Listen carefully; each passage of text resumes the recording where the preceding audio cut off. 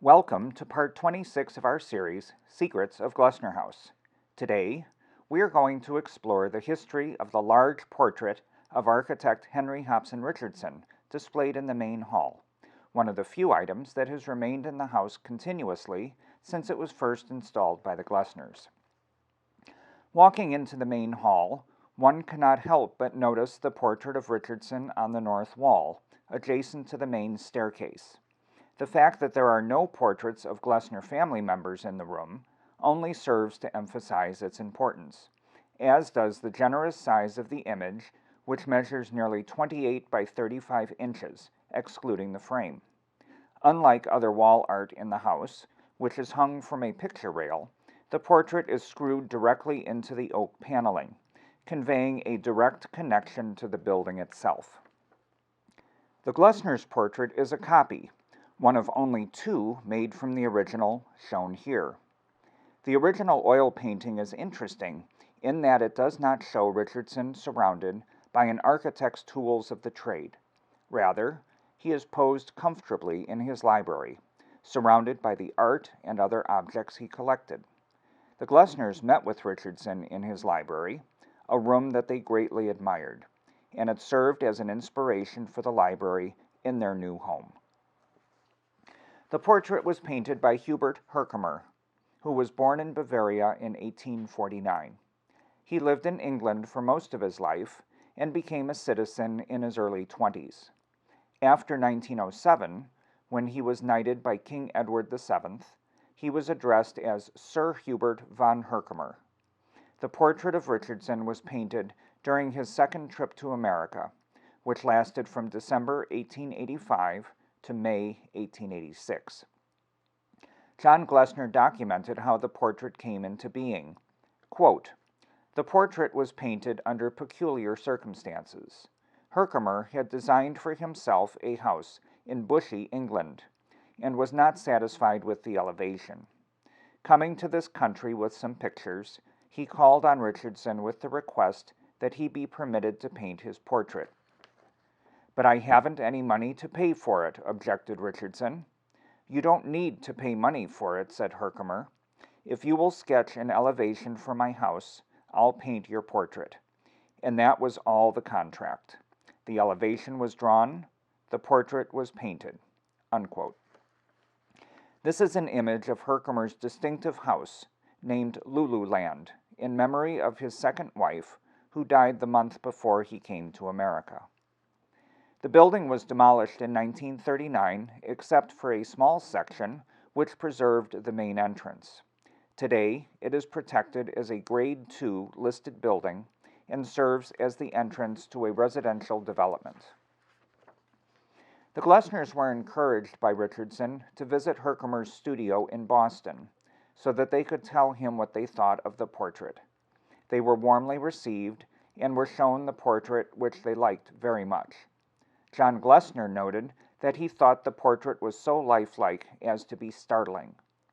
Herkimer noted he intended to take the portrait back to England to have an etching made, and he promised the Glessners the first signed proof, which Richardson later also agreed to sign. But with Richardson's death occurring soon after, the plan was abandoned, as Richardson's widow did not want the portrait to leave the country. The original portrait, which measures 44 by 56 inches, was hung over the mantel in the parlor of Richardson's home in Brookline, Massachusetts. It remained there for more than 110 years, until the death of Henry Hobson Richardson III in 1998, at which time the family put the house up for sale. Following the death of his widow in 2008, the portrait was purchased by the National Portrait Gallery in Washington, D.C. It is on permanent display in East Gallery 120, a spacious room which allows the viewer to engage directly with Richardson's considerable presence. It is not known exactly when the Glessners received their copy of the portrait, although it would have been soon after they settled into their Prairie Avenue home. This photo, taken by their son George a few months after they moved in, is the only image showing the wall adjacent to the staircase before the portrait was set in place. Richardson's widow had the portrait photographed and enlarged, and 2 copies were printed using the heliotype process before the plate was destroyed. This is one of the mysteries of the portrait. No record has ever been found to indicate who received the second copy. This image was taken in 1923 for The Story of a House, The History of 1800 South Prairie Avenue, written by John Glessner as a gift for his children. Note how the portrait was carefully sized to fit in this space. The wide oak frame precisely filling the space between the fluted pilaster on the left and the wall on the right. In 1924, the Glessners deeded their home to the Chicago chapter of the American Institute of Architects, retaining a life tenancy. The deed specifically addressed the portrait, noting that it was to be moved into the library and maintained there in good condition. Why the Glessners suggested the move out of the main hall is yet another mystery. The gift of the house to the AIA prompted John Glessner to finally address the issue that Richardson's premature death prevented him from signing the portrait. The Glessners had maintained a friendship with Richardson's daughter Julia, who had married George Shepley, one of the 3 architects who took over Richardson's practice, renaming it Shepley, Rattan, and Coolidge. This letter from Julia Shepley, dating to 1925, is in response to John Glessner's request for a sample of Richardson's signature.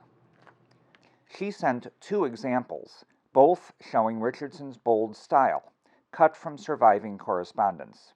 The top example also includes the initials of her husband at left. Shepley often assisted Richardson with his correspondence, writing out much of the letter and then having Richardson sign it. Yet another mystery is why John Glessner did not insert either of these signatures into the portrait. He ultimately chose to include a note that Richardson had sent to him in January 1886, mentioning Franklin McVeigh, who had also engaged Richardson to design a house for him in Chicago. There is a reference to Cincinnati, where Richardson designed the Chamber of Commerce building, then under construction. And Dr. James T. Whitaker was a serious book collector like John Glessner. That could explain why Richardson encouraged their meeting. George Shepley's initials can be seen at lower left, just like we saw in the previous slide. After John Glessner's death in 1936, the house passed to the AIA, which quickly returned it to the Glessner heirs, and it was eventually donated to the Armour Institute, forerunner to the Illinois Institute of Technology, with the same stipulation about Richardson's portrait remaining on display. The house was leased to the Lithographic Technical Foundation, which moved its research facility into the building. This photo, taken for the foundation in 1946, shows the portrait still in place in the main hall. There is one additional mystery surrounding the portrait. This photo from 1923 shows the frame as it was originally designed, 5 inches wide on all sides, the screws holding it to the wall clearly visible, centered at each corner. However, this current view of the portrait shows that at some point the frame was cut down, the red lines showing the original edges of the frame. A little more than 1 inch was cut off each side, a little less at the bottom, and a full 1.5 inches across the top. The alteration was made crudely, the sides still rough to the touch. When or why this was done remains a mystery. By the time this photo of the library was taken in 1972, with longtime docent Robert Irving at center, the frame had already been altered.